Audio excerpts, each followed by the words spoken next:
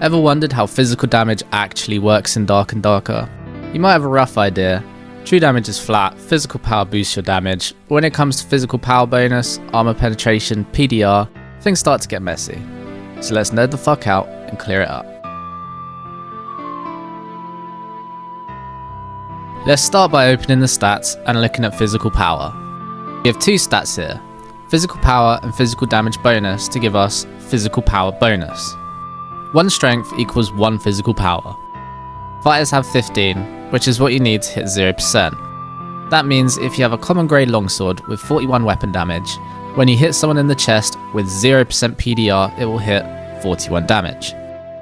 Some classes, like Rogue, have a base strength of only 9, so their physical power bonus is actually in the negative. After 15 phys power, you get a 1% scaling with each phys power you build, up to 50. So if you have a fighter with 50 strength like I do here, you have a 35% physical power bonus. That means the same longsword now hits for 35% more damage, an additional 14.35. Yes, decimal points count in this game. After 50, you get 0.5 scaling, so building 1 additional strength for phys power only gives you 0.5% phys power bonus. That's physical power. Then you have physical damage bonus, which is a stat only available on armor pieces. This is not affected by the phys power scaling curve. So for example, we have 2 sets that get us to 50 phys power, but one with max damage bonus rolls on. The first gets us to 35% physical power bonus, meaning a chest shot from a common longsword will hit around 55. The second gets us to 50% physical power bonus, meaning the same shot will hit around 62.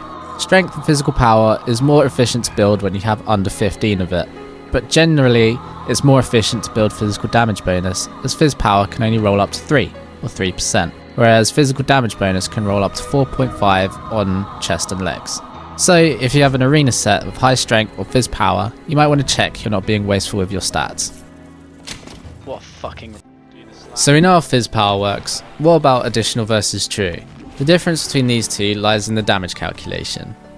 We can see that additional is calculated after the phys power stuff we just talked about, but before hit location, PDR, etc. True damage is calculated at the very end. There's a really useful web app that's linked in the wiki, I'll put it in the description. We can see that against targets with even only 30% PDR, additional gets outperformed by true. To put it simply, if you build plus additional, you'll only be doing more damage than plus true if you're hitting exclusively headshots and the target has low PDR. So it's better against PvE. True is better in almost every other scenario, especially against targets with high armor. And what else is good versus high armor? Armor penetration. The way to look at armor penetration is what percentage of PDR you are going through. So if you have 50% armor penetration and the target has 50% PDR, you are not going through 100% of their PDR, you're going through half of it.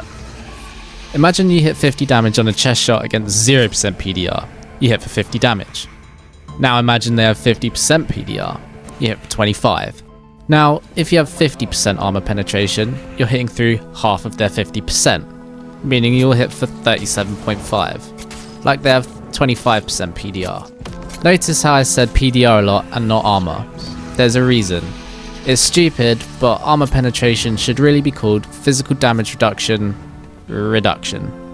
Armor increases your physical damage reduction, armor penetration goes through physical damage reduction and not armor. An example, Barred Shrieker weakness decreases armor by a maximum of 30, while exceeding 100% armor penetration will not make you do any more damage, dropping a target's armor in the negative will. If we look at the armor rating curve, we can see it goes into the minus all the way down to minus 300. As an example, goblins have minus 22% PDR already. They're begging to die. Take 30 armor off that curve at 2% per point of armor, and they're sitting at around minus 80% PDR. That means you're doing almost double damage against them. This is the reason why bards are so good at PvE and bossing, because yes, Shriek also applies to bosses.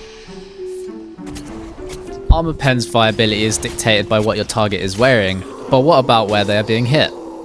You're probably already aware that headshots do more damage, and that's what hit location refers to. Here are the actual numbers, with headshots doing 50% more damage. Hats and helmets reduce this, so if you're wearing a hound skull which gives you 23% headshot reduction, a headshot against you will only do 27% extra damage. There are a few perks that increase this bonus too, like sharpshooter, but I'm not going to go into perks, skills and spells as the logic starts to fall apart.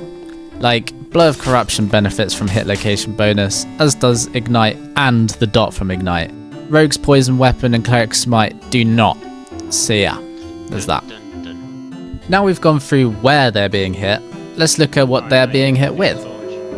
Every weapon has different zones that deal varying amount of damage. As an example, the halberd has the green zone at the head which does 100% weapon damage, a tiny orange zone which does 70%, and the pole which is in the red zone which does 50% weapon damage. This is why halberd sucks, because likelihood is you're only going to hit for half of your weapon damage. Different weapons' orange and red zones have different damage modifiers, like the longsword which has an orange zone of 80% and a red zone of 60%. Some weapons don't even have a red zone, like the bardiche, and daggers only have green zones. When it comes to weapons, there's also combo multipliers. Each weapon has an attack pattern, and each attack in that pattern deals a different amount of damage. Like the bardiche's first swing does 100%, second doing 95%, and the third doing 120%. The only other thing worth talking about is this part in the damage calculation, buff weapon damage. This mostly refers to perks like Bard's Rapier Mastery. It says 2 additional weapon damage, but it's calculated before the additional weapon damage, so will be affected by multipliers, unlike gear added weapon damage. That's pretty much everything there is to talk about with regards to physical damage. Using everything I just went through, I wanted to see what I could do with this information in 10k, and this is where I landed. I went Demon Lock with Blow of Corruption, went to 45 Strength with Soul Collector to bump us up to that 50 Fizz power sweet spot, with a max roll unique bardiche. If you want to see me donate this to the dungeon, I'll be streaming, so follow me on Twitch, like the video and subscribe to my channel. Thanks for watching, peace.